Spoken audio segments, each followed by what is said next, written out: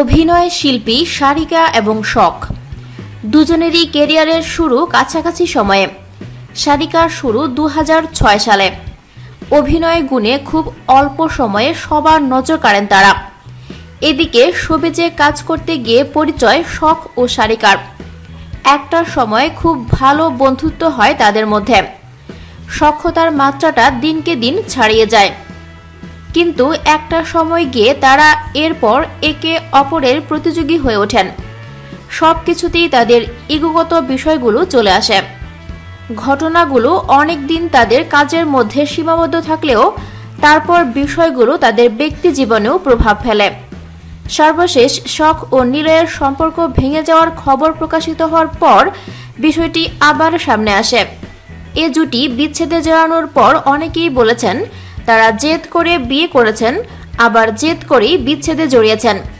এদিকে সারিকা মডেলিং শুরু করেন 2006 সালে আর অভিনয় 2010 সাল থেকে, কিন্তু হঠাৎ 2013 সালের এপ্রিল মাসে তিনি নাটক ও মডেলিং থেকে সরে দাঁড়ানোর ঘোষণা দেন।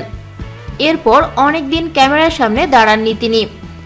ক্যারিয়ারের শুরু থেকেই মডেল অভিনেত্রী সারিকাকে নিয়ে নানা বিতর্ক চলে আসছে। খামখেয়ালিপনা, কাজে উদাসীনতা, শিডিউল ফাঁসানো, একাধিক অভিনেতার সঙ্গে স্ক্যান্ডাল সহ তার বিরুদ্ধে অসংখ্য অভিযোগ রয়েছে। এরপরও দর্শকরা তাকে ভালো চোখেই দেখেছেন। এরপর বিয়ে করে পুরোপুরি সংসারী হওয়ার সিদ্ধান্ত নিয়েছিলেন তিনি। 11 তারিখে মডেল অভিনেতা নীরবের সঙ্গে তার বিয়ে হওয়ার কথা ছিল, কিন্তু মনোমালিন্যের কারণে শেষ পর্যন্ত বিয়ে ভেঙে যায়। এরপরই সারিকা মানসিকভাবে ভেঙে পড়েন, কিন্তু প্রেম ভেঙে যাওয়ার বিষয়টি অস্বীকার করেন। আর অনেকটা সময় পর 2014 সালের 12ই আগস্ট সারিকা বিয়ে করেন ব্যবসায়ী মাহিমকে। এছাড়া 2016 সালের গেল কুরবানি ঈদ উপলক্ষে নাটকে অভিনয়ের মাধ্যমে শোবিজে ফেরা নিয়ে সারিকার সংসারে দাম্পত্য কলহ সৃষ্টি হয়।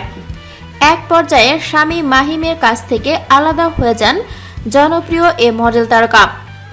আর বিষয়টি নজর এড়ায়নি শখেরও।